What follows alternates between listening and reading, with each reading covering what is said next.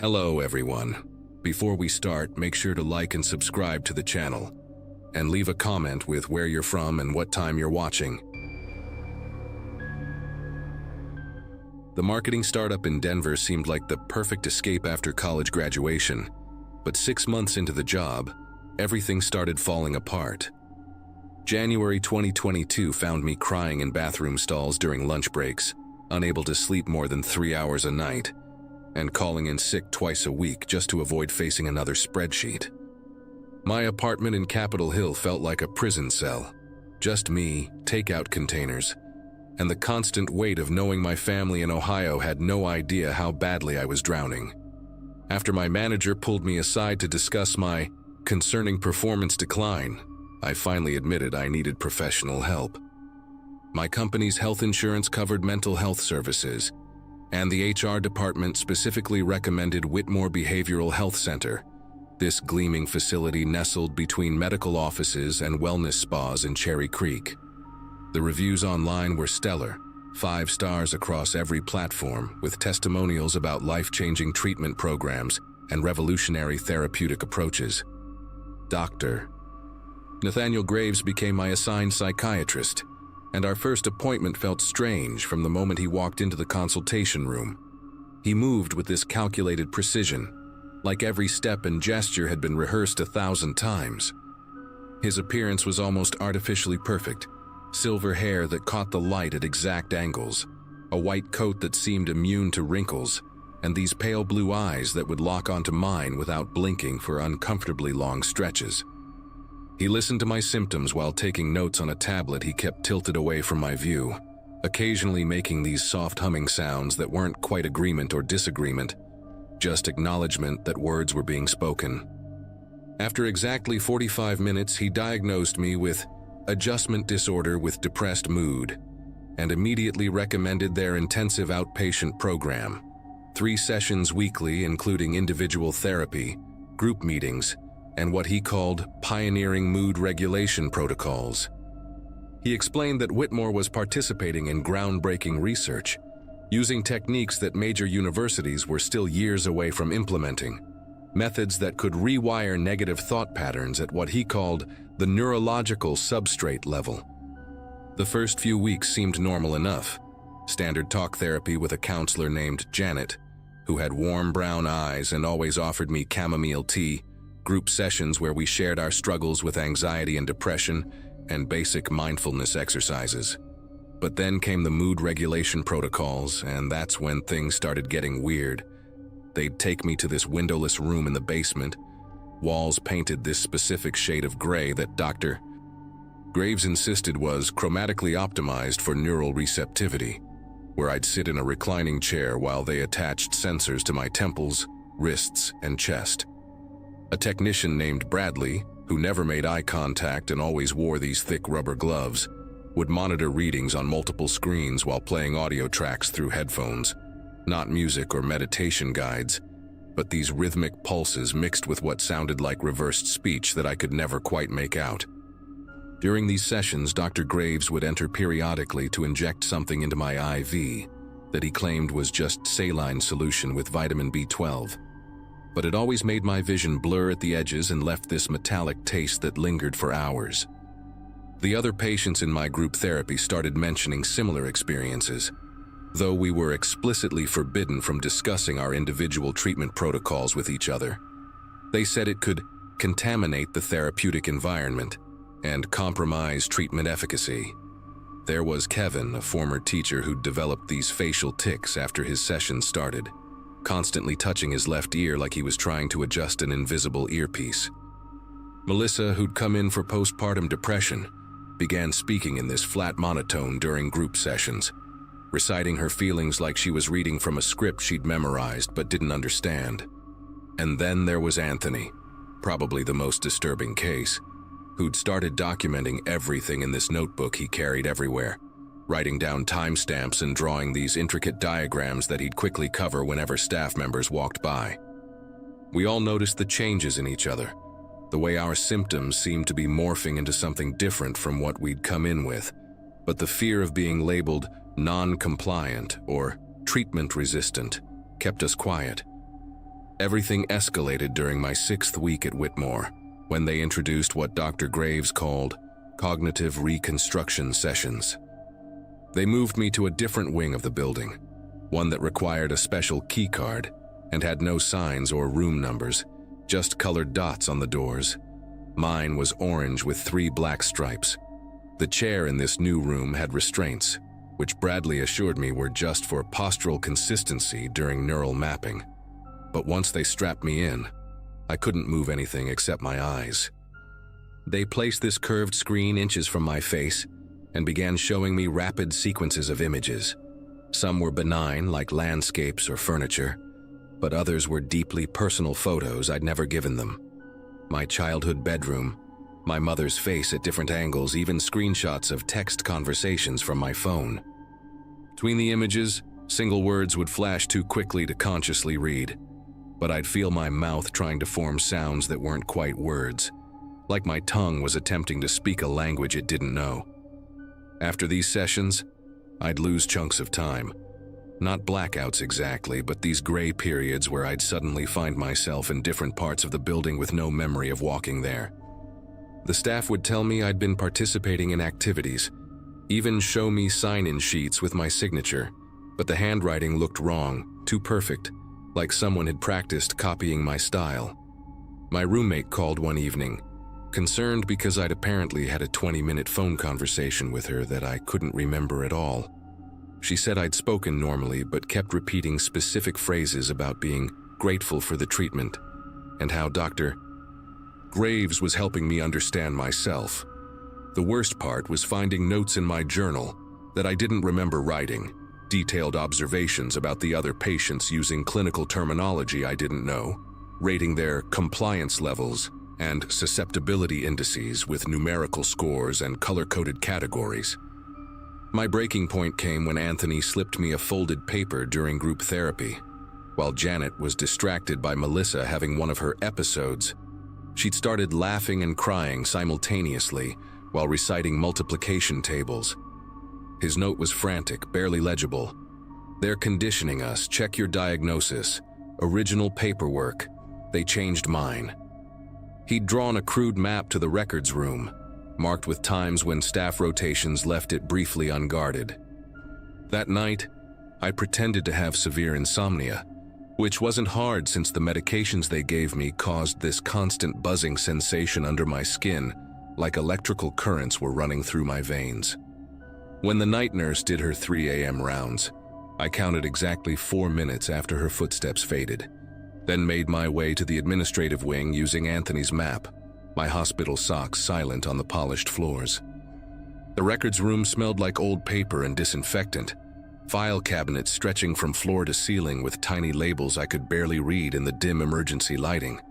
I found my file in the 3rd cabinet, fingers trembling as I pulled out the thick folder marked with my patient ID number and a red sticker I'd never seen before that said Protocol 7A. The intake form I'd signed clearly stated, "Adjustment disorder with depressed mood," exactly what Dr. Graves had told me, but underneath were additional documents I'd never seen. My diagnosis had been amended 3 times without my knowledge, first to severe treatment-resistant depression with psychotic features, then schizoaffective disorder, and finally, dissociative identity disorder with high suggestibility index. Each change was dated after specific treatment sessions, signed by Dr. Mai, Graves and 2 other doctors I'd never met, with attached forms authorizing increasingly invasive procedures. The most recent form, dated just 2 days ago, approved something called Phase 3 neural restructuring, and had a box checked for patient consent obtained through therapeutic persuasion. Behind the medical forms, I found something even worse. A research proposal titled Behavioral Modification Through Systematic Diagnostic Escalation, with Whitmore's logo and a pharmaceutical company's name I recognized from the news. Xerogen Corp. Recently investigated for unauthorized drug trials in Eastern Europe. The abstract described using incremental false diagnoses to justify experimental treatments, testing how far patients could be pushed before they either accepted their manufactured conditions or attempted to leave. We were the test subjects, sorted into different protocols based on our initial psychological profiles. My group, Protocol 7A, was designated for maximum cognitive plasticity assessment, essentially seeing how completely they could rewrite our sense of reality. The document included charts showing successful integration rates, where success meant patients who fully accepted their false diagnoses and requested continued treatment even after the study period ended. I photographed everything with my phone, hands shaking so badly that half the pictures came out blurred. But I needed proof because I knew no one would believe this without evidence. As I was putting the files back, I found Anthony's folder with a yellow sticky note on top.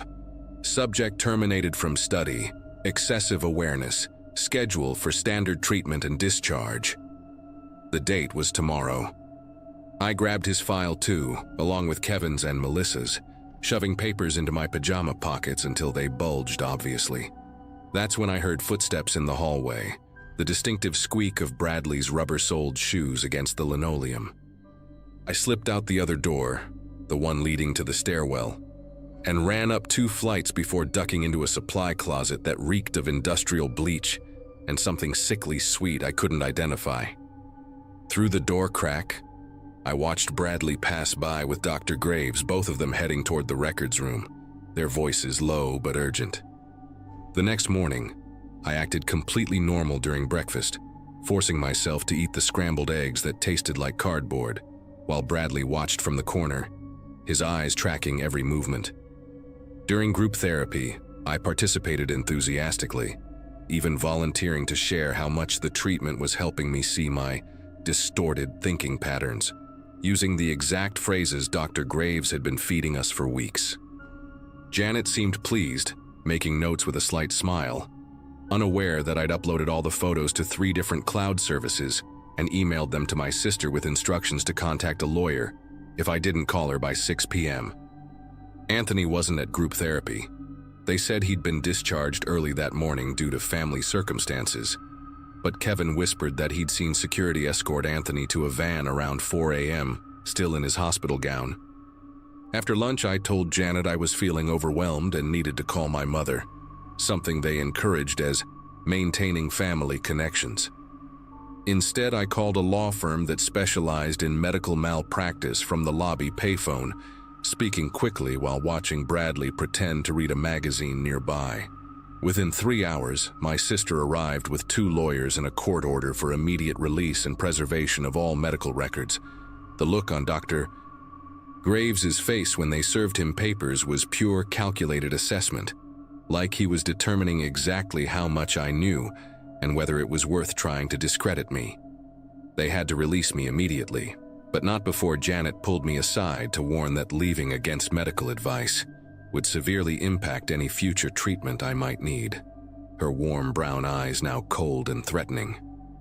The lawyers got me out of there, along with copies of my official records, which mysteriously only showed my original diagnosis and standard treatment notes, nothing about the experimental protocols or the documents I'd photographed. But I had the pictures, the other patients' files, and most importantly, I had Anthony's notebook that he'd hidden in the communal bookshelf, filled with dates, names, and detailed observations of everything they'd done to us. The investigation is still ongoing. Whitmore is still operating, and sometimes I wake up at 3 a.m. with words on the tip of my tongue that I don't recognize, fragments of that reversed speech still buried somewhere in my mind.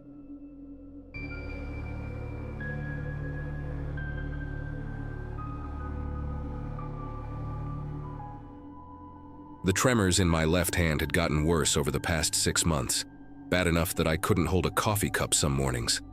My neurologist ran every test imaginable, MRIs, nerve conduction studies, blood panels, and found nothing. Could be psychological, she said, suggesting maybe something from my past was manifesting physically. That's how I ended up driving through upstate New York on a rainy October afternoon, heading toward Riverside Psychiatric Institute, where I'd spent 8 months as a 16-year-old. My parents had me committed after my brother died, said I was having a breakdown, But really, I was just an angry, grieving teenager who didn't know how to process losing the only person who understood me. The place had been closed for 5 years, according to Google, but reopened recently as some kind of research facility. Still, they kept old patient records, or so the woman on the phone claimed when I called asking about my files. The building hadn't changed much. Same red brick exterior with those narrow windows covered in wire mesh. Same imposing iron gates that made you feel like a prisoner before you even walked through the doors. The parking lot was nearly empty, just a few cars scattered around like forgotten thoughts. Inside, the lobby had been renovated with modern furniture and fresh white paint, but underneath that new car smell of recent construction, I could detect something else. That institutional cocktail of disinfectant, floor wax, and something medicinal that seemed baked into the walls themselves.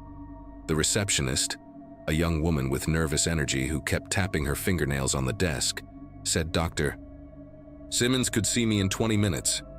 While waiting, I noticed my hand had stopped shaking for the first time in days, like it recognized this place and decided to behave. Dr. Simmons turned out to be a woman in her 50s with prematurely gray hair pulled into a tight bun, and the kind of careful, measured way of speaking that made you wonder what she wasn't saying. She led me through hallways that sparked fragments of memory. The art therapy room where we made clay sculptures that always got thrown away, the cafeteria with its bolted-down tables, the medication window where we lined up like cattle every morning, noon and night. "You were here in 2002, 2003, she said, reading from a tablet as we walked. "Part of the adolescent program under Dr. Harrison's care. Says here you responded well to treatment." I asked what treatment specifically, and she glanced at her screen with this odd expression, like she was reading something that didn't quite make sense. "The notes are sparse, but I can show you your file if you'd like. We're actually in the process of digitizing everything from that era." Her office was in what used to be the isolation wing. I remembered because Jorge got sent there once for 3 days after he refused his medication and tried to flush the pills. The other kids said they could hear him screaming at night, but the staff insisted the rooms were soundproof. Dr. Simmons pulled out a manila folder thick with papers, some yellowed with age, others looking like they'd been photocopied multiple times. As she handed it to me, I noticed several pages had black redaction marks across entire sections. "Patient confidentiality," she explained, but that didn't make sense. It was my own file. The first few pages were standard intake forms, my parents' signatures authorizing treatment, psychiatric evaluations describing me as hostile but manageable. Then I found the medication logs, and my stomach tightened. Alongside the antidepressants I vaguely remembered, there were drug names I'd never heard of. Neurozine 7, Synapticor, something called TX-149 listed only by its code. "What's TX-149?" I asked, pointing to the entry that appeared daily for 3 months straight. "Dirt." Simmons leaned over, adjusting her reading glasses, and I saw her jaw clench slightly. "I'm not familiar with that designation. Probably a trial name for something that's now FDA approved under a different label. This was 20 years ago, after all." But her voice had changed, gotten tighter, more formal. She tried to turn the page, but I held it down, scanning the dosage charts. The amounts kept increasing every 2 weeks, and there were handwritten notes in the margins. Subject shows expected neural response and tremor onset week 6 within acceptable parameters. My left hand started shaking again, violent enough that the paper rustled. Dr. Simmons noticed and pulled back slightly. "Mr. Walker, I think perhaps we should..." But I was already flipping through more pages, finding similar notes about other patients. Jorge's name was there, with a note about facial tic development. "Continue protocol." The room felt smaller suddenly, the air thicker. I found a page titled Trial Group C, Long-Term Observation Required, with 12 names listed, mine included. Next to each name were codes I didn't understand and a column marked persistent effects that had been completely blacked out. But whoever did the redacting got sloppy on one page. Held up to the light, I could make out partial words through the marker. Neurological, permanent, class action risk.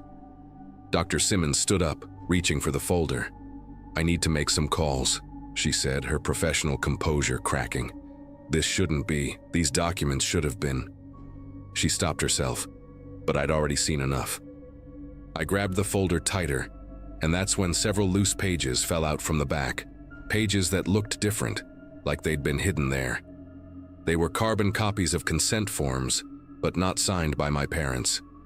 The signature line showed Dr. Marion Harrison with a check mark in a box labeled Ward of State, Temporary Guardianship. My mind raced trying to process what this meant.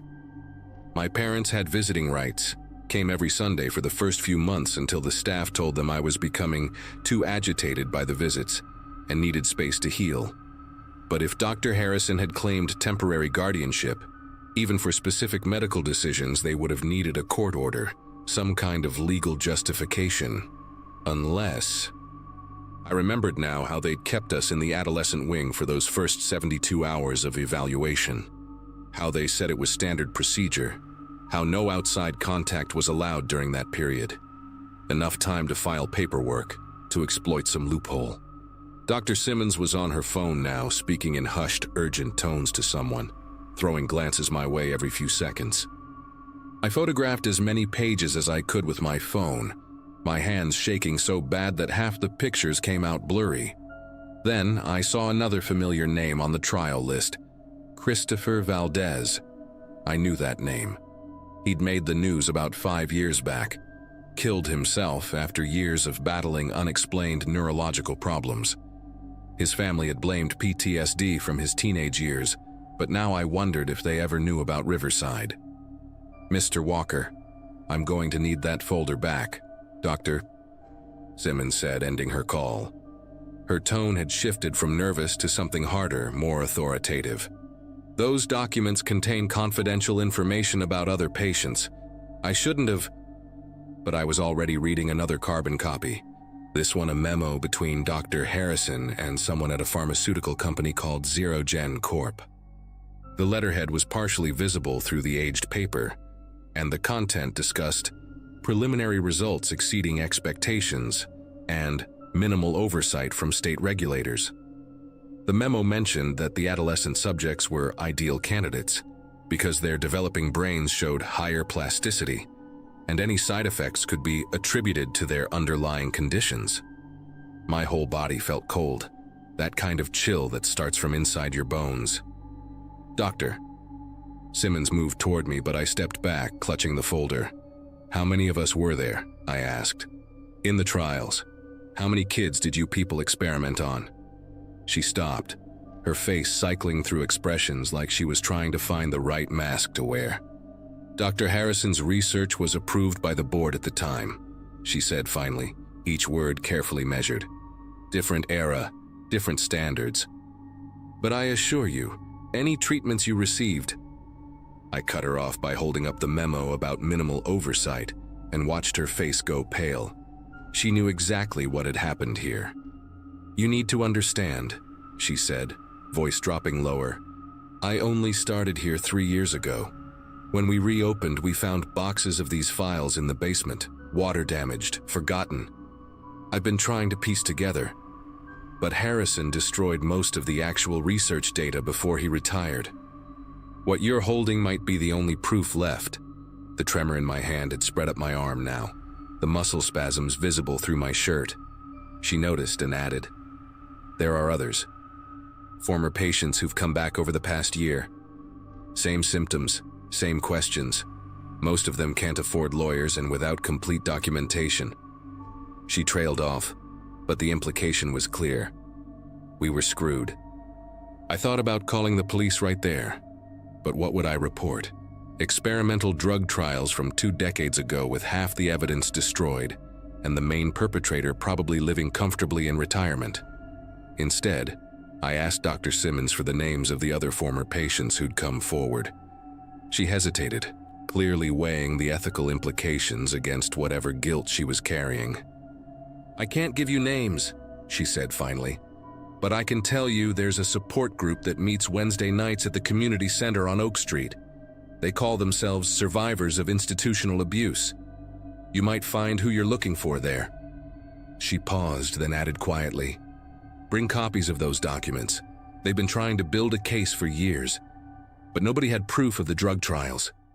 Harrison was careful, but apparently not careful enough.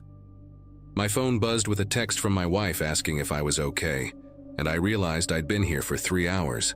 Time had done that strange thing it does during trauma, stretching and compressing simultaneously. Before leaving, I made copies of everything using the printer in Dr. Simmons' office while she stood guard at the door, nervous that someone might walk in.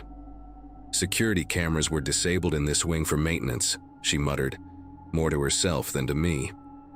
"At least that's what I'll say if anyone asks." As the machine hummed and spat out page after page of evidence, she told me something that made my chest tighten. Dr. Harrison died last year, pancreatic cancer. But his research partner, Dr. James Brennan, he's still alive. Lives about 2 hours north near Albany.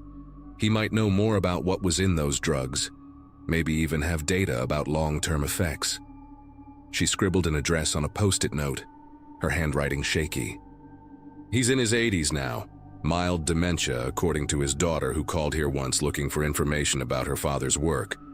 But on his good days..." She let the sentence hang. I took the copies, the post-it, and left that place with my hand trembling worse than ever. But now I understood why. My body had been remembering what my mind had been forced to forget. That was 6 months ago. The support group led to a lawyer who specializes in institutional abuse cases, and we now have 43 former patients documented with similar neurological issues. Dr. Brennan, on one of his lucid days, admitted to keeping detailed records of the trial hidden in his attic. Records that showed Neurozine 7 and TX149 were experimental neuroleptics designed to create permanent changes in brain chemistry to make patients more manageable long-term. The tremors, the tics, the various neurological problems we all developed were listed as acceptable side effects in exchange for behavioral modification success.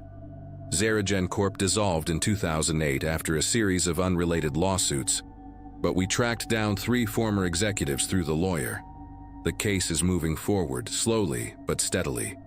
Some days my hand shakes so bad I can't write my name, and Jorge, yes, I found him, living in Syracuse with that same facial tic, has seizures now. Christopher Valdez's family joined the lawsuit after we showed them the documents. But we're alive, we're fighting, and we finally have proof that we're not crazy, that what happened to us was real. Dr. Simmons still works at Riverside, now helping other former patients access their records. She calls sometimes to check on me, and last week she said something I'll never forget. The real horror isn't what they did to you, it's that they genuinely thought they were helping.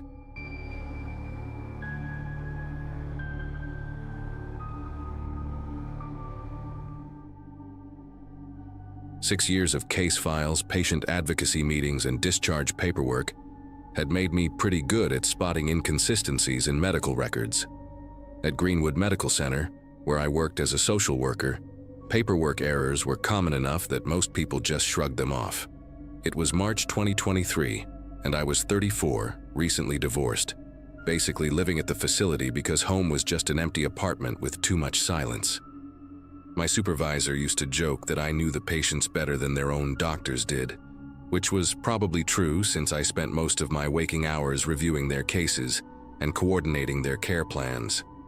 The facility itself was nothing special, a mid-sized psychiatric and rehabilitation center with about 200 beds, serving mostly Medicare patients and folks on state insurance. That mundane setting makes what I discovered even harder to believe, Mrs. Hoffman changed everything when she showed up at my office on a Wednesday afternoon, her face puffy from crying, and her voice breaking every few words. Her son Daniel had been in our psychiatric wing for 2 months, dealing with severe depression after losing his job and his marriage in the same year. The nursing staff had told her the previous week that Daniel was being transferred to Fairmont Hospital for specialized treatment, something about a new therapy program that would better suit his needs. But when she called Fairmont to check on visiting hours, they had no record of Daniel ever arriving. She'd even driven there herself, Spent 3 hours arguing with their admissions desk, watching them search every possible variation of his name and birth date in their system. The way her fingers trembled as she showed me the transfer paperwork made my chest tighten, because deep down, I knew something was seriously wrong. I told Mrs. Hoffman I'd make some calls and get to the bottom of it, assuming initially that this was just a clerical error, or maybe Daniel had been sent to a different facility by mistake. I spent the rest of that afternoon on the phone, calling every psychiatric hospital within a 100-mile radius, even reaching out to general hospitals with psychiatric wards. Each conversation went the same way. No patient by that name, no transfer from Greenwood on that date, no record in their systems at all. By 5 o'clock, I'd contacted 17 different facilities, and my notepad was covered in crossed-out hospital names and phone numbers. The transport company that supposedly handled the transfer, MedTrans Solutions, had a record of picking Daniel up at 3:47 a.m. on a Saturday, with a driver named Carl Brenner signing off on the paperwork. But when I called MedTrans back to get more details, they said Carl had quit 2 days after that transport, left no forwarding information, and his employee file had somehow gotten corrupted in their system. That night, I stayed at the office until almost midnight, pulling transfer records from the past year. What I found made my mouth go dry. Daniel wasn't an isolated case. In the past 8 months, we'd had 14 patients transferred to various facilities during overnight or early morning hours, always on weekends, when administrative staff weren't around. The receiving hospitals were scattered across 3 states, never the same one twice, and when I started making verification calls the next morning, not a single facility had any record of these patients arriving. The transfer orders all looked legitimate, signed by Dr. Reynolds or Dr. Patel, both respected psychiatrists who'd been with Greenwood for over a decade. But when I checked the duty rosters, neither doctor had been on call during most of these transfers. Someone was forging signatures and they were good at it. I only noticed because Dr. Patel always drew a tiny circle instead of a dot over her lowercase i's, and these signatures had regular dots. I decided to cross-reference our transfer records with missing persons reports in the surrounding counties, which meant spending my lunch breaks at the public library because their computers had access to databases I couldn't reach from work. The librarian, Mrs. Garner, started recognizing me after the 3rd day, always offering me the same corner computer where nobody could see my screen. It took me 2 weeks of searching, but I found something that made me physically ill. 3 of our transferred patients had been reported missing by their families, but the reports had been filed weeks after the supposed transfers. The families had been told their loved ones had been moved to long-term care facilities that required limited contact during the adjustment period. One family had even received typed letters, supposedly from their daughter, saying she was doing better and asking them not to visit yet. The handwriting expert they'd hired said the signature looked authentic, but something about the language felt wrong to them, too formal, missing the little phrases their daughter always used. My biggest mistake was taking this information to my supervisor, Howard Finch, a man I'd trusted for 6 years who'd always supported my advocacy for patients. Howard sat behind his desk, fingers steepled, while I laid out everything I'd found: the missing patients, the forged signatures, the pattern of weekend transfers, the transport company irregularities. His expression never changed, not even when I showed him the missing persons reports that matched our transferred patients. When I finished, he leaned back in his chair and told me I was stressed, that my divorce was affecting my judgment, that I needed to take some personal time. He said these transfer discrepancies were probably just bureaucratic mix-ups that would sort themselves out, and that I was connecting dots that didn't need connecting. But the way he wouldn't meet my eyes, the way he kept glancing at his phone like he was waiting for something, it told me he knew exactly what was happening. He offered me 2 weeks paid leave to reset and refocus, and something in his tone made it clear this wasn't really an offer. I refused the leave and went back to my office, but over the next few days, things started getting strange in ways that made me constantly check my rearview mirror during my commute. My keycard suddenly had restricted access, blocking me from the records room I'd used freely for years.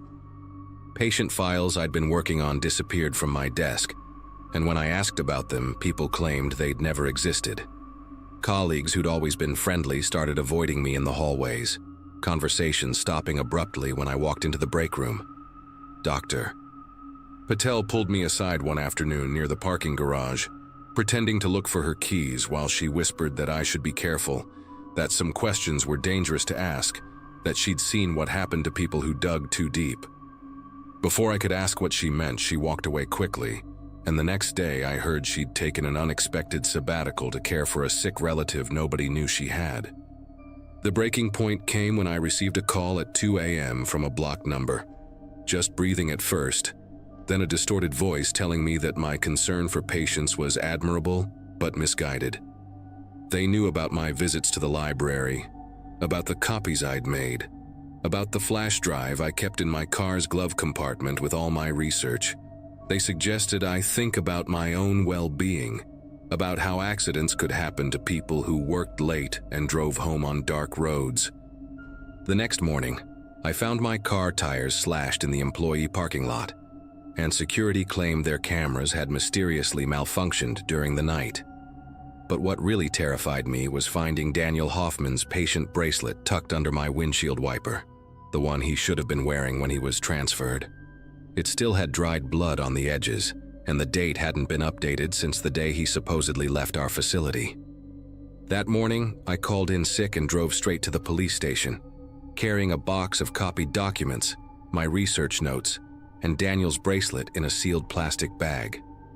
Detective Ruiz listened to my story for about 10 minutes before his partner got a phone call that made them both step outside. When they came back, Ruiz's entire demeanor had changed. Suddenly, I was the one being questioned about why I'd been accessing confidential patient records, why I'd been harassing other medical facilities with false inquiries, why I'd stolen property from the hospital. They'd received a call from Greenwood's legal department about a rogue employee with a history of mental health issues following her divorce. There were apparently concerns about my fitness for duty, documentation of erratic behavior that I'd never seen before, even a psychiatric evaluation recommending immediate intervention that had my forged signature on it. The detective suggested I leave before they had to formally charge me with theft and high-pay violations, and the way his hand rested on his service weapon made it clear this wasn't a suggestion. I went home and started packing immediately, throwing clothes into suitcases while refreshing my email on my phone. The termination letter arrived before I'd even finished packing. Gross misconduct, breach of patient confidentiality, immediate effect. Legal action if I came near the facility. My professional license was under review. My bank account had already been flagged for the supposed theft of hospital property, and when I tried to call Mrs. Hoffman to warn her, I found out she'd withdrawn her complaint after being told her son had contacted the hospital to say he was fine and didn't want contact with his family. The transport company I'd been investigating, MedTrans Solutions, had filed a restraining order against me for harassment. Even the library had banned me, claiming I'd been using their computers for illegal activities. In less than 6 hours, my entire life had been systematically destroyed, and all because I'd tried to find out what happened to 14 people nobody else seemed to care about. I left town that same night, driving 12 hours straight to stay with my sister in Arizona, constantly checking my mirrors for anyone following me. For 3 months, I laid low, avoiding social media, paying everything in cash, working temporary jobs under the table while trying to rebuild some semblance of a life. But I couldn't stop thinking about those 14 patients, about their families who'd never get answers, about what kind of operation could make people vanish so completely and silence anyone who asked questions. Then one evening, I saw a news report about a medical waste facility being investigated in Nevada after human remains were found improperly disposed of. The facility had contracts with several psychiatric hospitals, including Greenwood Medical Center. The investigation was shut down within a week, blamed on contaminated animal research materials, but one detail stuck with me. The whistleblower who'd reported it a waste management employee named Carl Brenner, had died in a car accident 2 days before he was supposed to testify. Same Carl Brenner who'd signed off on Daniel's transport paperwork and quit immediately after. I'm sharing this here because I've changed my name, moved states twice more, and taken every precaution I can think of, but I know they're still watching. Last month, I saw Howard Finch's obituary online. Sudden heart attack at 52, no prior health issues, private funeral with no service. Dr. Patel's sabbatical became permanent retirement, and she seemingly vanished as completely as those patients. Greenwood Medical Center is still operating, still transferring patients on weekend nights, and families are still being told their loved ones are getting specialized care elsewhere. I've accepted that I'll never be able to practice social work again, that my old life is gone forever, and that those 14 people are probably never coming back. But maybe someone reading this has noticed similar patterns at their facility. Maybe someone else is keeping track of mysterious transfers and missing patients. Don't make my mistake of trusting the system to investigate itself. Document everything. Protect yourself first. And remember that sometimes the real horror isn't what we imagine in the dark. It's what happens in medical facilities at 3 a.m. when nobody's watching, hidden behind bureaucracy and transfer paperwork, where human beings become disposable, and anyone who asks questions becomes a problem to be solved.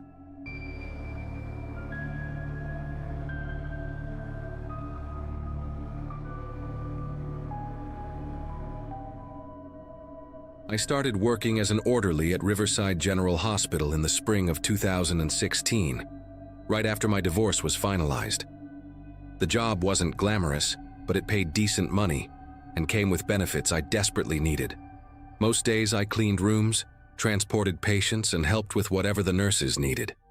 The hospital itself was old, built sometime in the 1950s with that institutional yellow brick exterior and narrow windows that barely let in any light. After 6 months on the job, I thought I knew every corner of that place, the shortcuts through the old cardiac wing, which vending machines still worked, where to catch a quick nap between shifts. But that Wednesday in November changed everything when my supervisor, a stocky guy named Frank, asked me to help check some ventilation systems in the basement. The basement always gave me an uneasy feeling, but that day something was different. Frank led me past the usual storage areas and the laundry facilities, down a corridor I'd never noticed before. The fluorescent lights flickered overhead, casting strange shadows that danced along the walls. We walked for what seemed like 10 minutes through a maze of hallways, each turn taking us deeper into the building's foundation. The air grew thicker, mustier, and I noticed the usual hospital sounds. The beeping machines, the intercoms, the constant foot traffic had completely faded away. Frank stopped at a heavy metal door marked only with B7 in fading paint. When he pushed it open, the hinges groaned like they hadn't moved in decades. What I saw behind that door made me stop dead in my tracks. The walls were covered floor to ceiling with thick gray padding, the kind you'd see in a recording studio, and every door in that hallway had rubber seals around the edges. Frank must have noticed my confusion because he quickly mumbled something about old psychiatric treatment rooms from the 70s. He said they used to do specialized therapy down here, whatever that meant, but assured me the wing had been abandoned for at least 15 years. The way he avoided eye contact when he said it made my gut twist. We were supposed to check the ventilation system, make sure no mold was growing in the old ducts, but I couldn't focus on the task. Every room we entered had the same setup: padded walls, reinforced doors with small windows at eye level, and ventilation grates that had been welded shut. In one room, I noticed scratch marks on the padding near the floor, deep gouges that had torn through multiple layers. Frank pretended not to see them, just kept checking items off his clipboard and talking about basketball scores. That night, I couldn't stop thinking about that hallway. During my graveyard shift, around 2 a.m. when the hospital was at its quietest, I decided to go back down there alone. I told myself I was being ridiculous, that Frank's explanation made perfect sense, but something kept nagging at me. I grabbed a flashlight from the supply closet and made my way back through those winding basement corridors. The further I went, the more the temperature seemed to drop, and I could see my breath forming small clouds in the beam of my flashlight. When I finally reached the B7 door again, I stood there for a full minute just listening. At first, there was nothing but the distant hum of the building's machinery. Then I heard it. A rhythmic tapping, barely audible through all that soundproofing. 3 quick taps, then a pause, then 3 more, like someone knocking on a door asking to be let out. I pressed my ear against the cold metal door, trying to pinpoint where the sound was coming from. The tapping continued, sometimes stronger, sometimes weaker, but always in that same pattern. I tried the door handle, but it was locked, and my maintenance keys didn't work on it. That's when I noticed something else. Fresh scratches around the lock mechanism, like someone had recently tried to pick it. The dust on the floor had been disturbed too, showing multiple sets of footprints leading to and from the door. For a place that supposedly hadn't been used in 15 years, there was an awful lot of recent activity. I took photos with my phone, making sure to capture the scratches and the footprint patterns. The tapping suddenly stopped, and in the silence that followed, I could swear I heard breathing on the other side of the door, slow, deliberate breaths that fogged up the small window from the inside. The next day, I went straight to the head of maintenance, a woman named Gloria who'd been at the hospital for 30 years. I showed her the photos and told her about the sounds. Her face went pale, and she immediately closed her office door before speaking. She told me that in 2014, just 2 years before I started, there had been an incident in that wing. A patient named Douglas Hartley had somehow gotten access to the basement during a fire drill and barricaded himself in one of those rooms. It took security 3 days to get him out, and when they did, he was catatonic. The strange part was that Douglas had been admitted for minor anxiety, nothing that would explain such extreme behavior. After that incident, the hospital board voted to seal off that wing permanently. But here's what made my skin prickle. Gloria said Douglas was still a patient at the hospital, kept in the long-term psychiatric ward on the 4th floor. And according to the night nurses, he still tapped that same pattern on his room door every single night. I couldn't let it go. That evening, I convinced my colleague Rita to cover for me while I went up to the psychiatric ward. The 4th floor had stricter security protocols, but as an orderly, I had just enough access to walk through during my rounds. I found Douglas's room at the end of a dimly lit hallway, room 4B12. Through the reinforced glass window, I could see him sitting on his bed, rocking slightly back and forth. He was maybe 60 years old, thin as a rail, with gray hair that hung over his eyes. When he noticed me watching, he stood up and walked to the door. Without breaking eye contact, he raised his knuckle and tapped 3 times on the glass, paused, then 3 more times. His lips moved like he was trying to tell me something, but no sound came through the thick door. I watched his mouth carefully, trying to read his lips. Over and over, he seemed to be mouthing the same 2 words, "Still there." That's when things got worse. I started digging through old hospital records during my lunch breaks, using my access to the digitized archives. What I found made no sense at first. Maintenance logs from 2013 showed extensive renovation work in the B7 wing, including the installation of specialized containment infrastructure. But the renovation was completed a full year before Douglas ever set foot in that basement. The work orders were all signed by a Dr. Nathan Crowley, who supposedly headed a research program at the hospital. But when I searched for Dr. Crowley in the employee database, no records came up. I checked with HR, claiming I needed to verify some old paperwork, and they had no record of anyone by that name ever working at Riverside General. The more I investigated, the stranger it became. Purchase orders for medical equipment that didn't match anything we used in regular treatment, delivery receipts for industrial-grade restraints, and requisitions for enough sedatives to keep someone unconscious for weeks. 2 nights later, I made a decision that still haunts me. I went back to B7 with a crowbar I'd taken from my truck. The hallway was pitch black except for my flashlight beam cutting through the darkness. The tapping started immediately when I arrived, more urgent this time, almost frantic. I wedged the crowbar into the door frame and put all my weight behind it. The lock was strong, but the frame was old, and after several minutes of prying, I heard the wood splinter. The door swung open, releasing a wave of stale medicinal air that made me gag. Inside, the room was exactly like the others I'd seen, except for one detail. In the corner, partially hidden behind loose padding, was a small ventilation grate that hadn't been welded shut. Fresh air was flowing through it, and when I knelt down to look closer, I could see scratch marks all around it, like someone had been trying to pry it open from the inside. The tapping sound was coming from the ventilation shaft itself. I pulled out my phone and turned on the flashlight, angling it into the vent. What I saw made me stumble backward and nearly drop the phone. There was another room visible through the shaft, one that wasn't on any blueprint I'd seen. The walls were bare concrete, and there was medical equipment everywhere. IV stands, monitoring devices, and what looked like a dental chair modified with leather straps. But that wasn't the worst part. On the far wall, I could see photographs pinned up, dozens of them. Even from that distance, I could make out that they were patient photos, the kind we take for admission records. Some of them looked recent. I recognized at least 3 faces from the long-term ward, including Douglas. I tried to angle my phone to record video evidence, but then I heard footsteps in the hallway behind me. Heavy, deliberate footsteps that stopped right outside the door.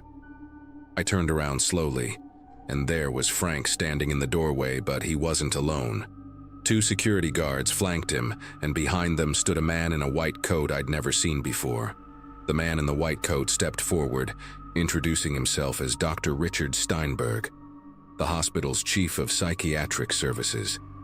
His voice was calm, almost soothing, as he explained that I had stumbled onto a classified treatment program for patients with severe dissociative disorders.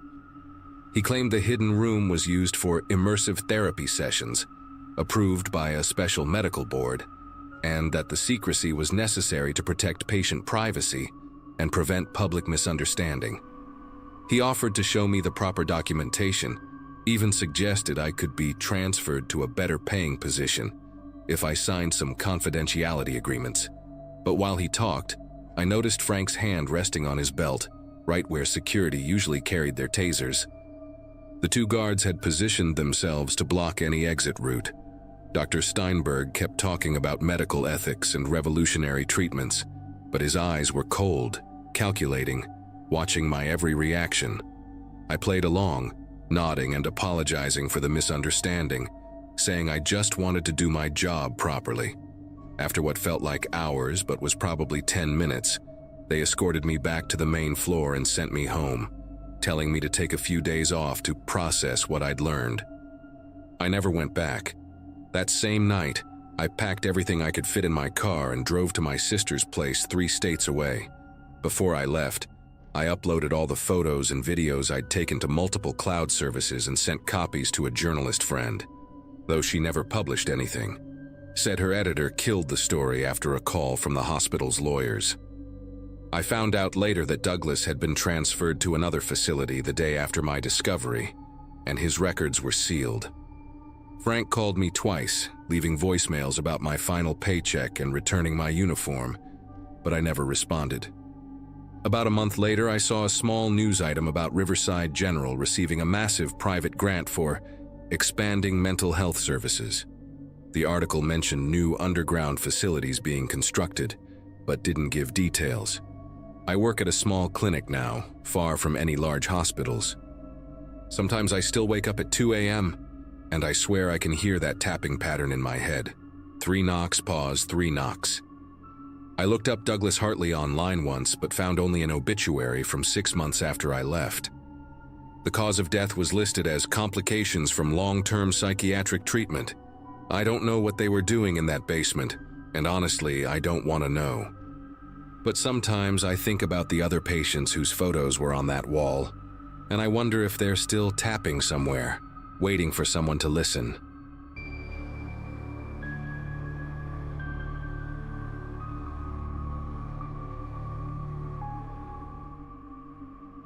Working nights at Millbrook Psychiatric Facility seemed like easy money when they first hired me.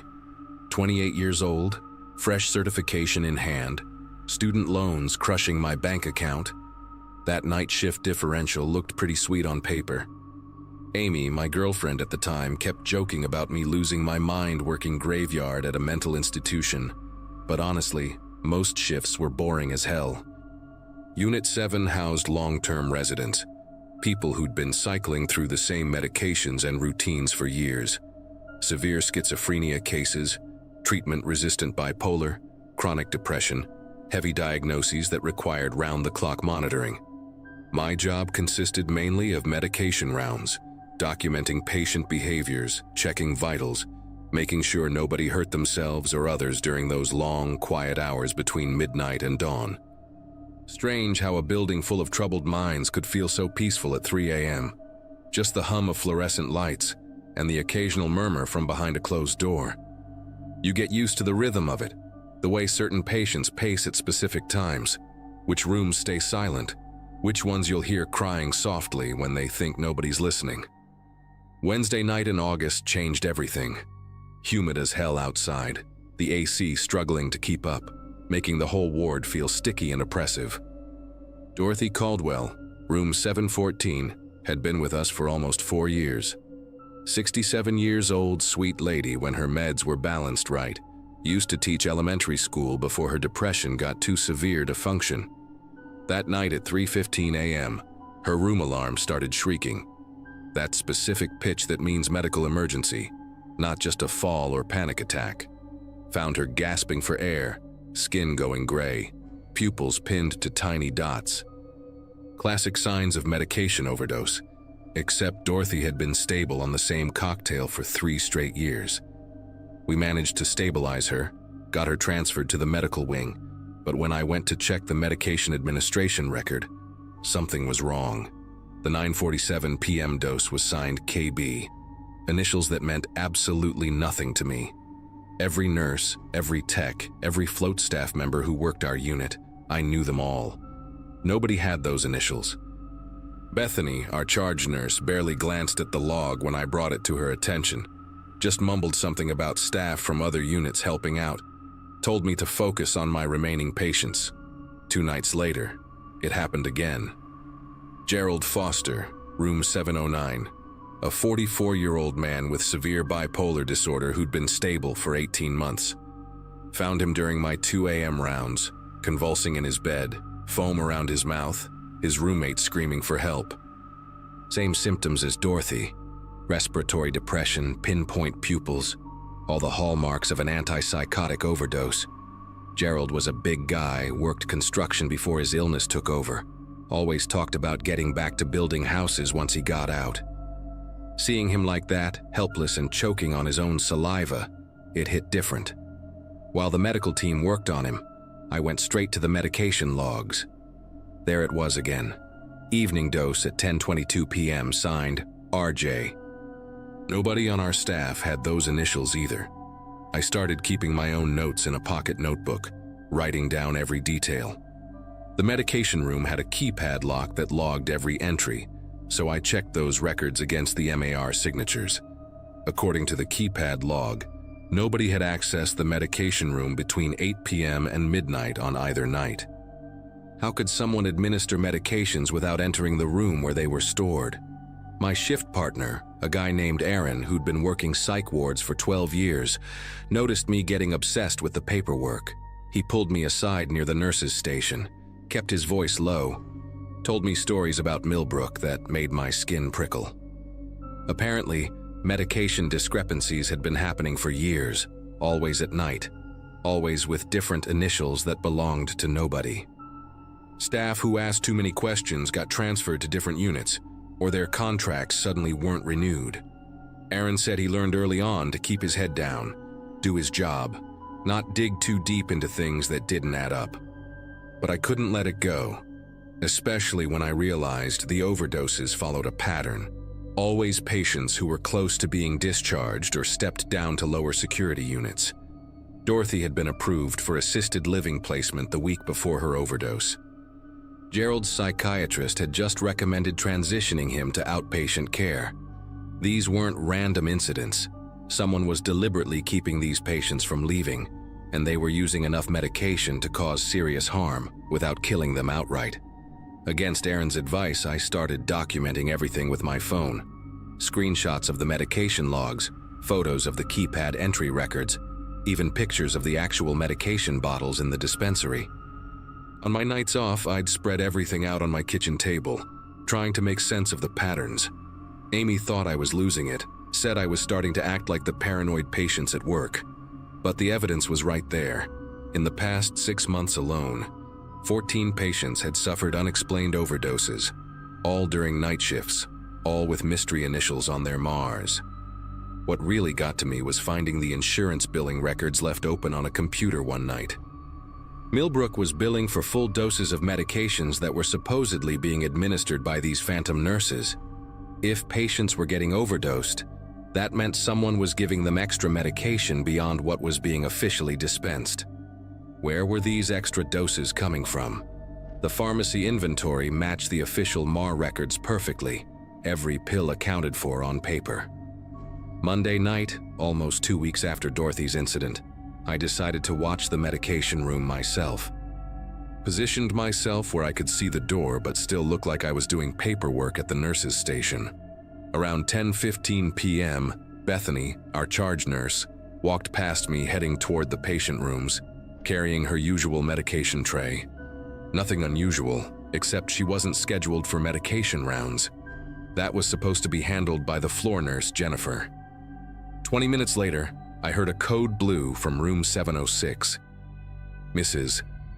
Helen Bauer, 58 years old, chronic schizophrenia with catatonic features, was found unresponsive by Jennifer during routine checks.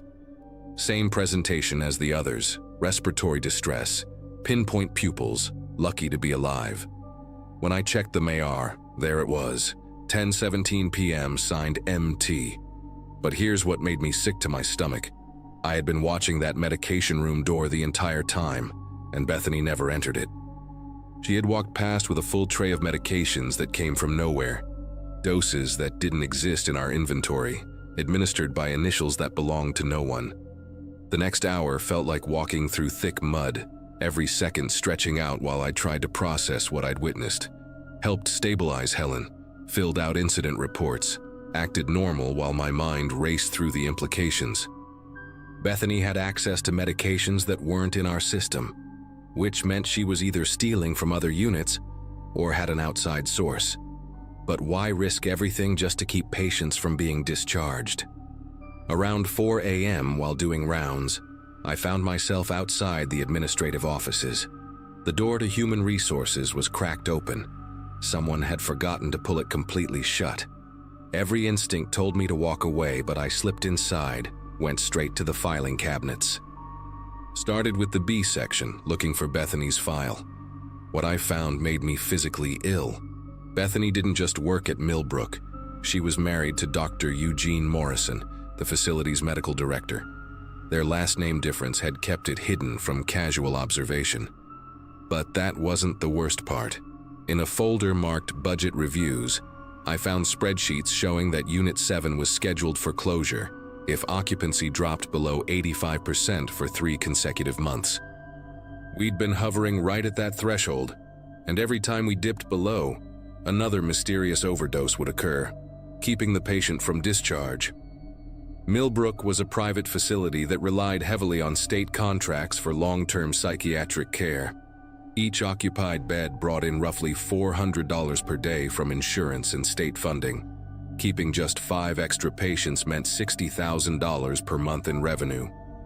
The math was right there in black and white. Every overdose that delayed a discharge was worth thousands of dollars to the facility. But Dr. Morrison and Bethany weren't just protecting jobs or keeping a unit open. They had recently purchased a massive house according to a mortgage document carelessly left in the printer. They were living way beyond what their salaries could support. Aaron found me in that office at 5 a.m., white as a sheet, papers scattered across the desk. He didn't say anything, just started helping me put everything back exactly as I'd found it. As we worked in silence, he whispered that 3 other nurses had noticed the same patterns over the years. One had gone to the state health department, But the investigator who showed up was Dr. Morrison's golf buddy. Another tried contacting the media, but Millbrook's lawyers shut it down with threats of lawsuits for violating patient privacy. The third nurse, a woman named Carol, had collected evidence for months before suddenly moving out of state, leaving no forwarding address. That morning, I went home and told Amy everything. She wanted me to quit immediately, pack up and leave town just like Carol had done.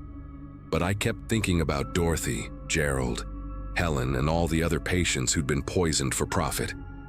These were vulnerable people who came to us for help, trusting us with their lives while they battled their own minds.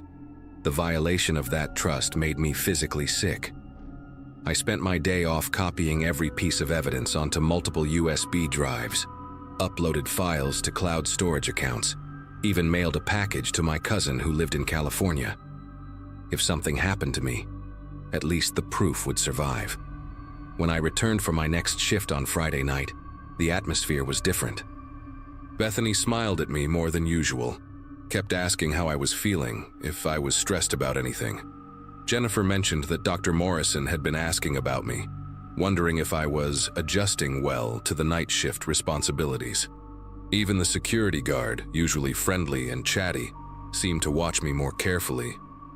Around 1 a.m., Aaron pulled me into the supply closet, told me that Bethany had been asking him questions about what I did during my shifts, who I talked to, whether I'd mentioned anything unusual.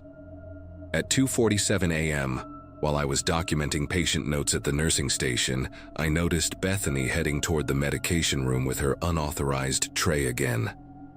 But this time, she was walking toward room 718. My assigned patient for the night, Roger Hoffman, a 51-year-old man with severe PTSD who was scheduled for discharge to a group home next week. Without thinking, I followed her. She was so focused on preparing the syringe that she didn't hear me enter the room behind her. Roger was asleep, his breathing steady and peaceful, unaware that he was about to become another casualty of their scheme. When I cleared my throat, Bethany spun around, the loaded syringe still in her hand. For a moment, we just stared at each other.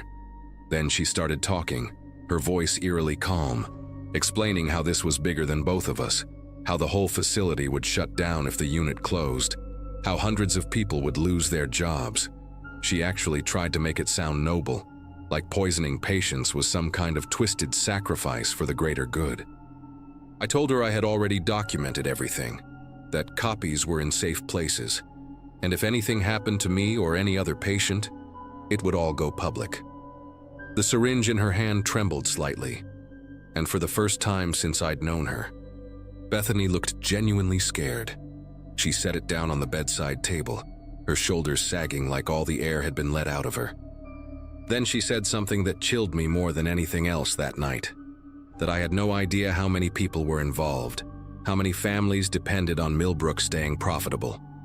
She named names, the head of security, 2 psychiatrists, 3 day shift nurses, even someone at the state inspection office. They all knew, all benefited somehow, whether through direct payments or just job security. She asked me what I thought would happen if I went public. Did I really think anyone would believe a rookie tech over respected medical professionals? Did I know how easy it would be to discredit me, maybe even frame me for the overdoses? But I had one advantage she didn't know about. Earlier that week, I'd reached out to a journalist from the state's largest newspaper, a woman named Grace Novak who specialized in healthcare fraud. She was already investigating similar patterns at 2 other private psychiatric facilities. My evidence was exactly what she needed to blow the whole thing wide open. Grace published the story 5 days later, complete with documentation I'd provided, and statements from 2 former employees who came forward after seeing the initial report. The FBI raided Millbrook that same morning, seizing records and arresting Dr. Morrison, Bethany, and 4 others. The facility lost its state contracts within a month and shut down completely by September. 43 patients had suffered overdoses over 3 years, all to maintain occupancy rates and profit margins. Some recovered fully. Others had permanent organ damage from the repeated poisonings. Dorothy Caldwell testified at the trial, her hands still shaking from the neurological damage, but her voice steady as she described waking up unable to breathe. Dr. Morrison got 15 years, Bethany got 12, and the others received lesser sentences in exchange for cooperation. I left psychiatric nursing after that. Couldn't trust myself to care for vulnerable patients without constantly questioning everyone's motives. Now I work in medical equipment sales, boring as hell, but nobody's life depends on me. Sometimes I wake up at 3:15 a.m., that exact time when I found Dorothy struggling to breathe, and I wonder how many other facilities are running the same scheme. How many patients are being kept sick for profit? How many staff members are keeping quiet out of fear or complicity?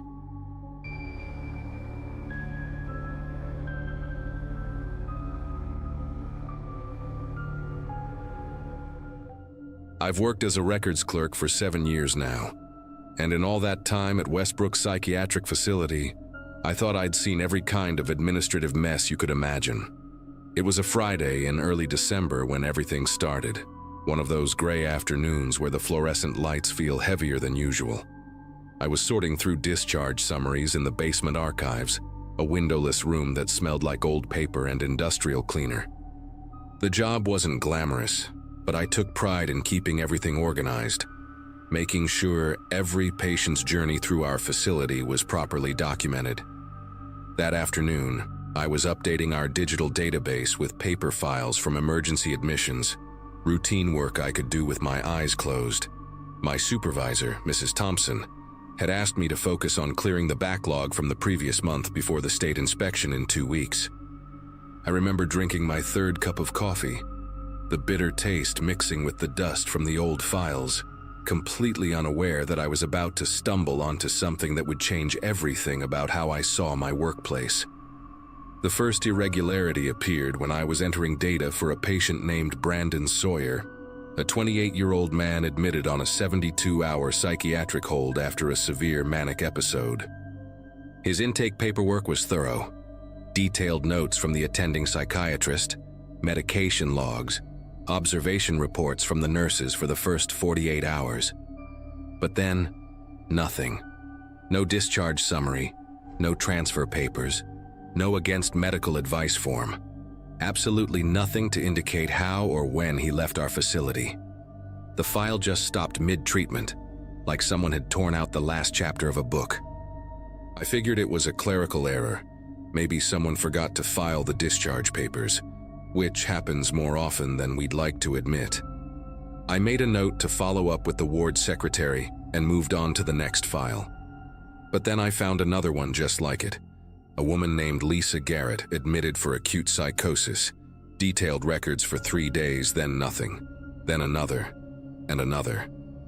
By the time I'd gone through 50 files, I'd found 7 patients with the same pattern: emergency admission, a few days of detailed documentation, then complete radio silence.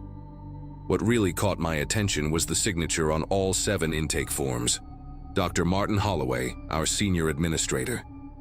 Now, Holloway wasn't just any administrator. He was basically untouchable.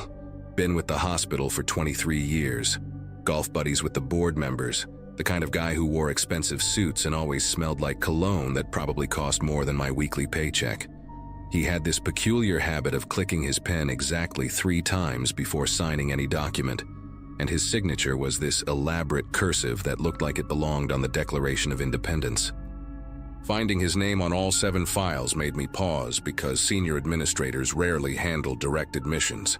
That's usually left to the attending physicians. I pulled up our internal directory and cross-referenced the admission dates. All 7 patients came in during night shifts, specifically between 11 p.m. and 3 a.m., when the hospital operated with skeleton staff. The timing wasn't necessarily suspicious on its own. Emergency psychiatric holds often come in during odd hours.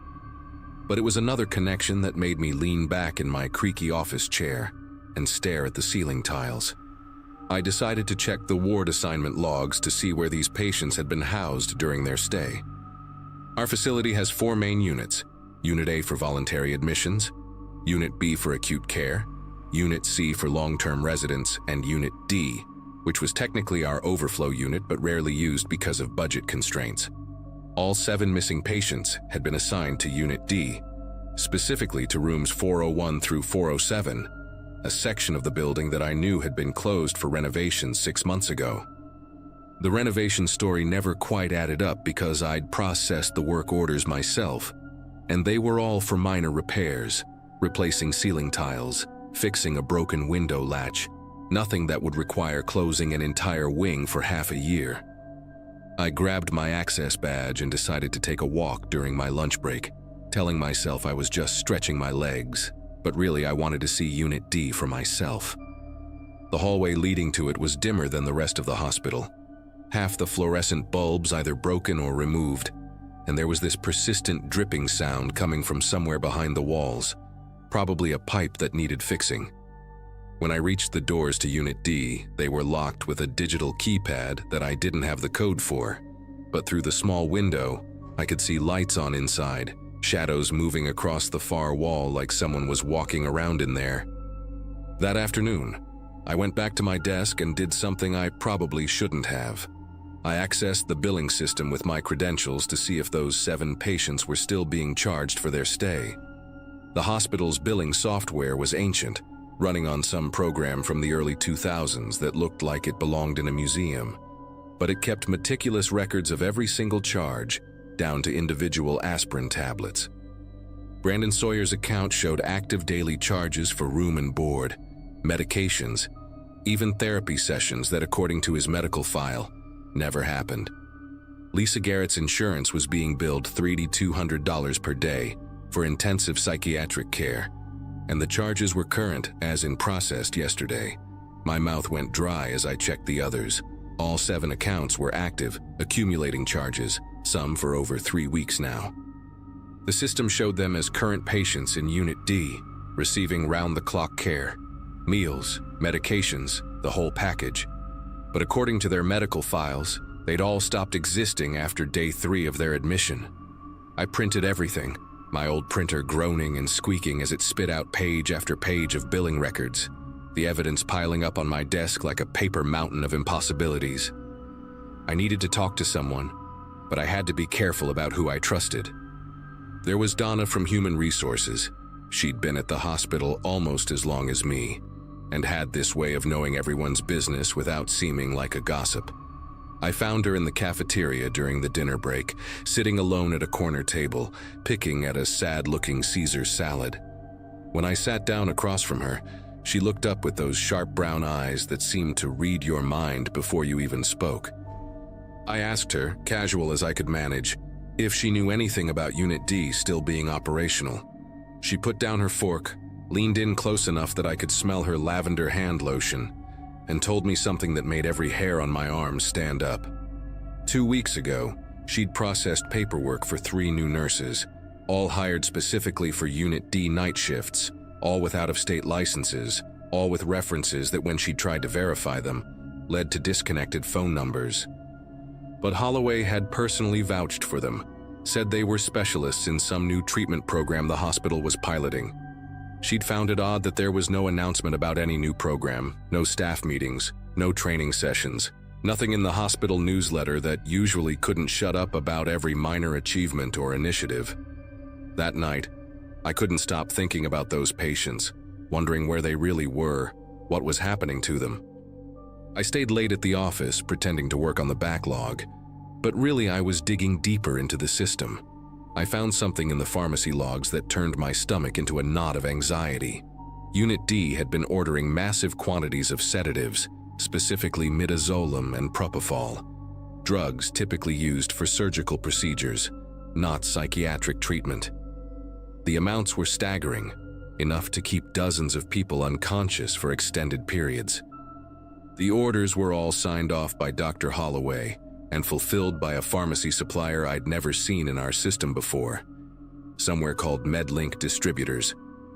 When I searched for MedLink online, I found a bare-bones website with a single page, no employee information, no history, just a contact form and a warehouse address in an industrial district 40 miles away.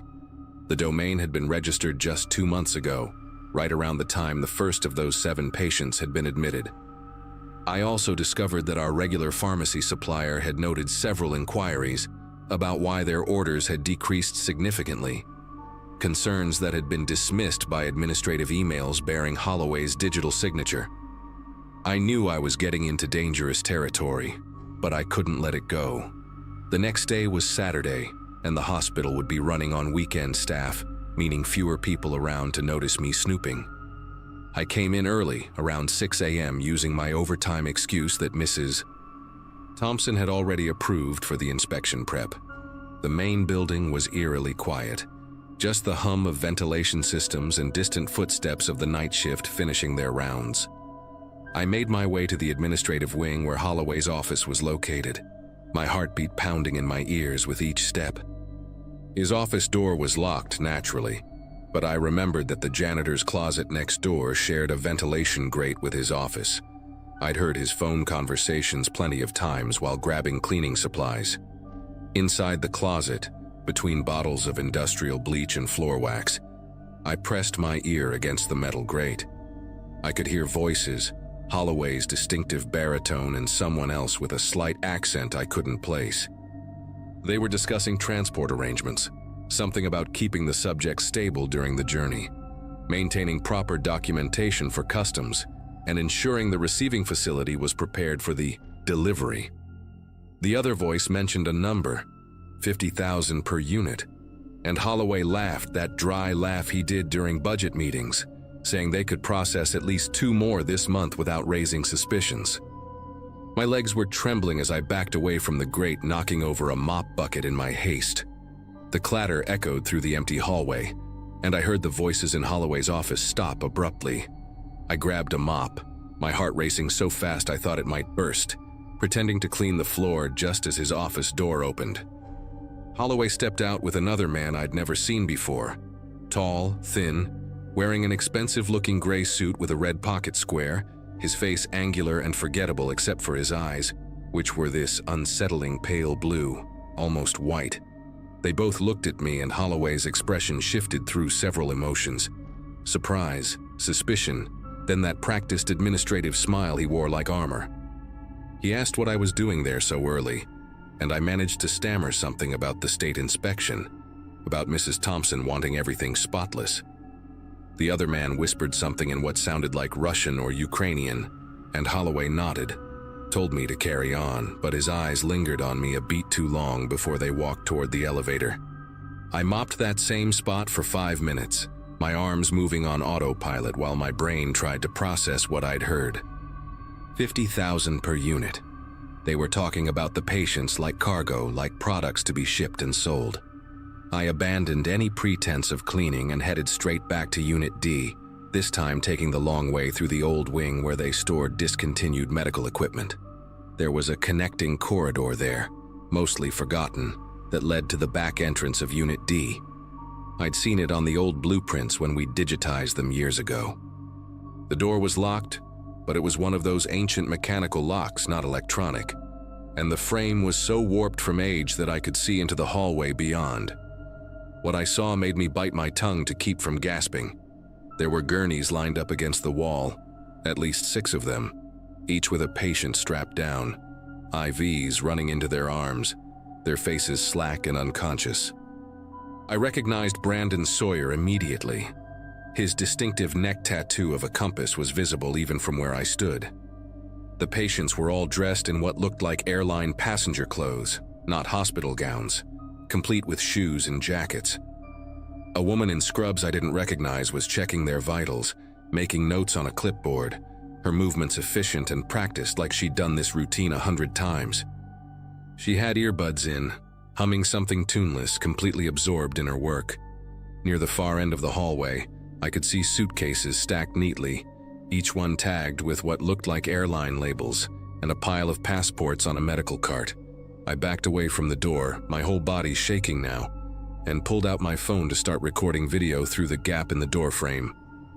I managed to get about 30 seconds of footage, the patients, the nurse, the suitcases, before I heard footsteps coming from the main corridor. I actually ran through the old wing, my sensible work shoes slapping against the linoleum, past the defunct X-ray machines and broken wheelchairs, until I reached the parking garage. In my car, I sat there for a moment, breathing hard, staring at the video on my phone. It was grainy, but clear enough to see what was happening. I drove straight to the police station downtown, my hands gripping the steering wheel so tight my knuckles went white.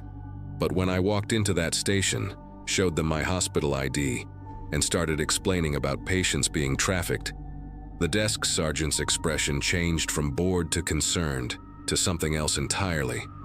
He asked me to wait, said he'd get a detective, but instead, 2 uniformed officers appeared and told me I needed to come with them for questioning. They put me in a small room that smelled like old coffee and disappointment, and I waited there for 2 hours before someone finally came in. Not a detective, but Holloway himself, accompanied by the hospital's legal counsel, and a woman who introduced herself as being from the state health department. They had a different story ready, all official documents and medical terminology. According to them, I'd stumbled onto a legitimate pilot program for treating severe psychiatric patients in specialized facilities abroad, all perfectly legal, all with proper consent from either the patients during lucid moments or their medical proxies. The woman from the state showed me paperwork with official seals, signatures, approval stamps that looked absolutely real. Holloway explained, in that condescending tone he used during staff meetings, that the secrecy was necessary to protect patient privacy and prevent interference from misguided advocacy groups. The patients I'd seen were being prepared for medical transport to a cutting-edge treatment center in Romania, where experimental therapies not yet approved in the US could offer them hope for recovery. The $50,000 I'd overheard?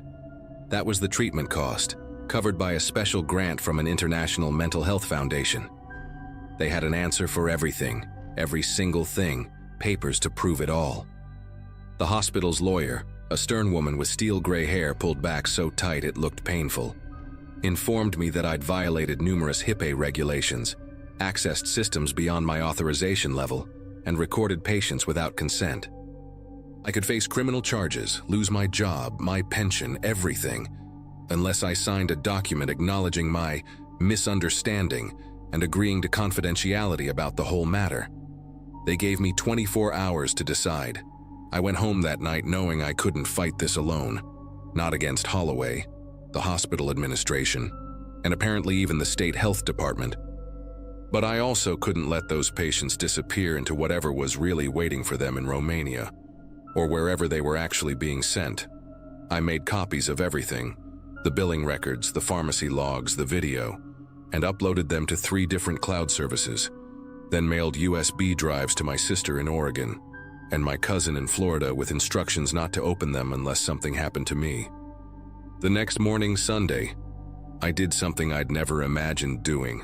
I called a journalist from the local newspaper, a guy named Tom Briggs who'd written exposés about nursing home abuse a few years back. We met at a diner outside town, one of those places with cracked vinyl booths and coffee that tasted like it had been brewing since the Reagan administration. I showed him everything on my laptop, watched his expression shift from skeptical to intrigued to genuinely alarmed. He said he needed to verify some things, make some calls, but that this was big, really big. He gave me his personal cell number, told me to sign whatever I needed to sign to protect myself for now, and that he'd work on this quietly. 2 days later, I signed Holloway's papers, went back to work, and pretended everything was normal, filing papers and organizing records like my world hadn't been turned upside down. For 3 weeks, nothing happened. I'd almost started to doubt myself, wondering if maybe there really was some legitimate program I'd misunderstood. Then, on a Monday morning, it all exploded. FBI agents swarmed the hospital, men and women in dark windbreakers with those 3 letters printed in yellow across their backs. They sealed off Unit D, confiscated computers, boxes and boxes of records wheeled out on dollies. Holloway was arrested in the parking lot, handcuffed in front of everyone during the morning shift change. The news broke that afternoon. An international patient trafficking ring that had been operating for over a year, selling psychiatric patients to overseas facilities that were actually fronts for illegal medical testing. 17 patients had been recovered from a facility in Moldova, not Romania, all alive but in various states of psychological trauma from whatever experiments had been conducted on them. Brandon Sawyer was among them, and his family's interview on the news was heartbreaking. They'd been told he'd been transferred to a long-term facility upstate, had even received forged letters supposedly from him saying he was getting better. The investigation revealed that the scheme went beyond just our hospital, involving a network of facilities across 3 states, all connected through shell companies and fake medical organizations. Tom Briggs won a Pulitzer for his investigation, though he always credited an anonymous source for bringing the story to light. I still work at the hospital, in the same basement office, filing the same papers, but now I look at everything differently, double-check things that seem odd, and keep Tom's number saved in my phone under pizza delivery, just in case. The 7 patients I'd originally discovered, 6 were recovered alive, still working through what happened to them. 1, Lisa Garrett, was never found, and sometimes I think about her, wonder where she ended up, and hope that somehow, somewhere, she found her way back home.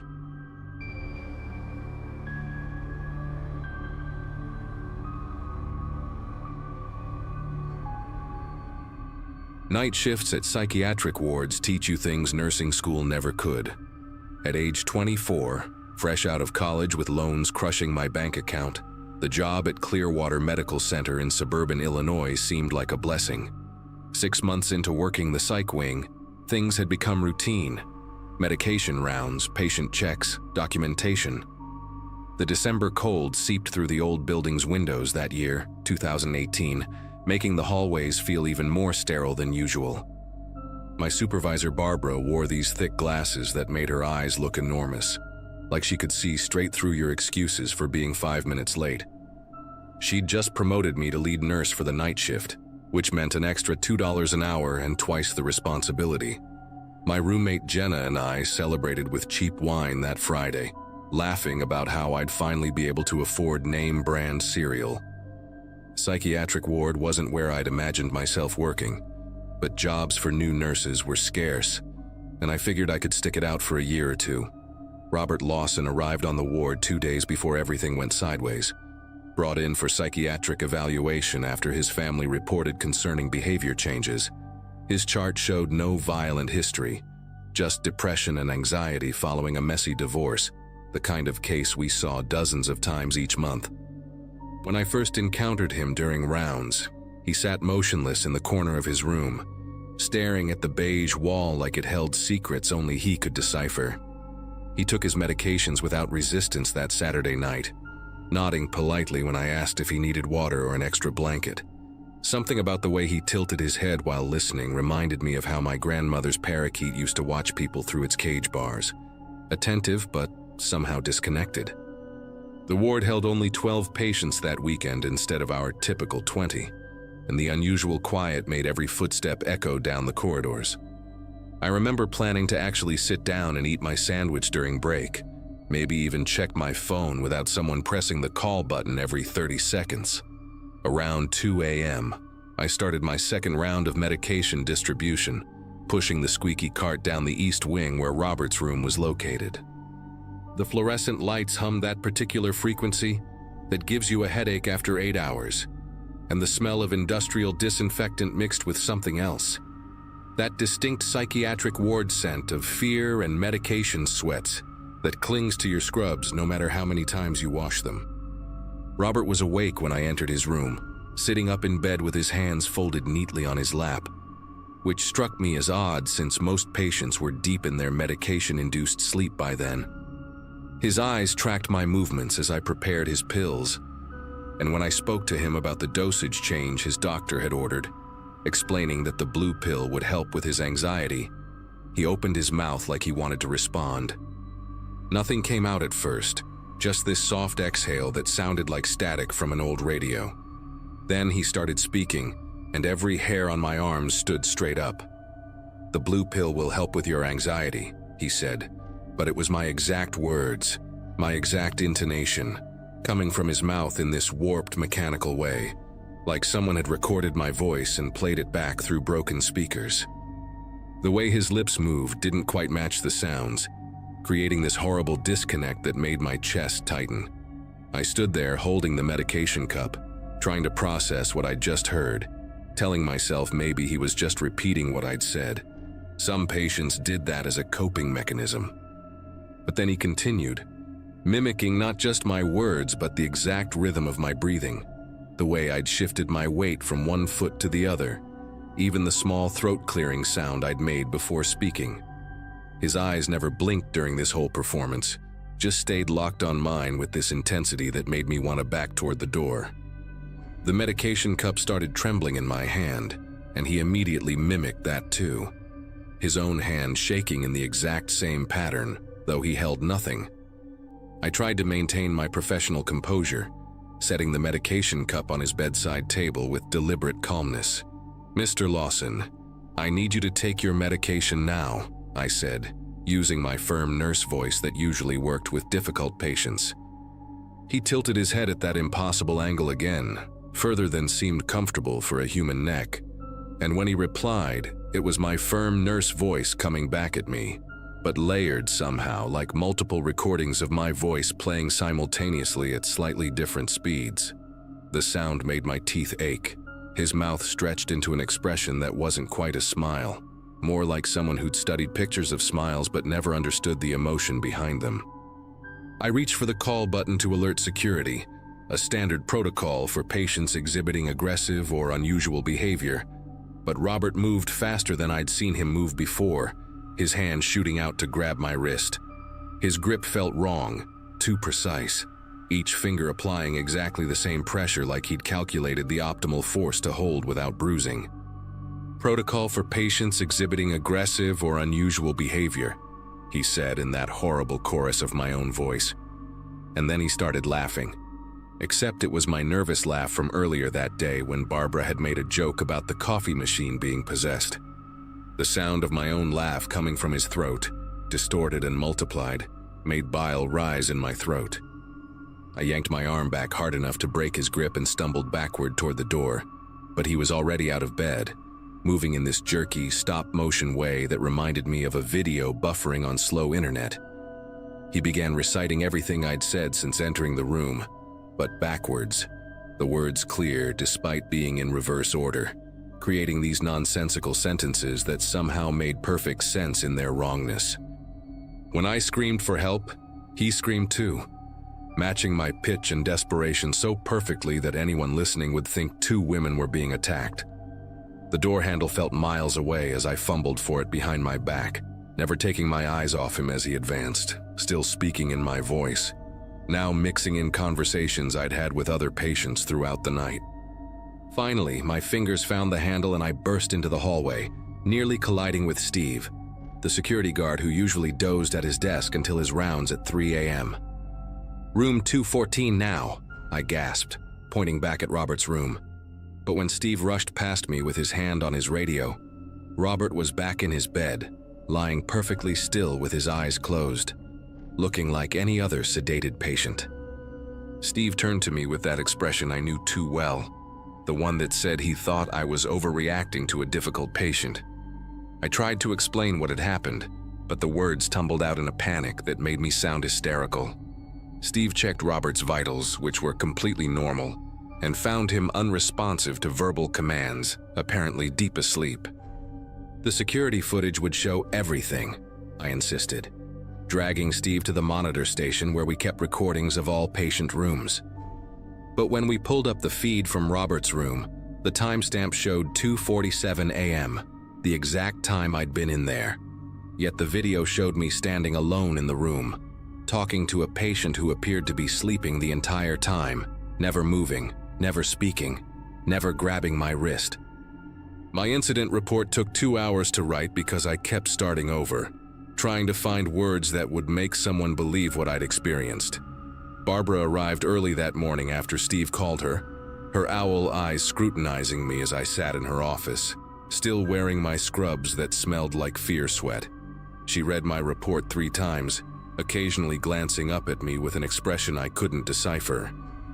"These night shifts can be stressful," she finally said, sliding a different form across her desk, a request for voluntary psychological evaluation. When I refused to sign it, insisting we check other cameras or interview other patients who might have heard something, her face hardened. She pulled out her tablet and showed me an email she'd already drafted to HR about my concerning behavior and potential danger to patient welfare.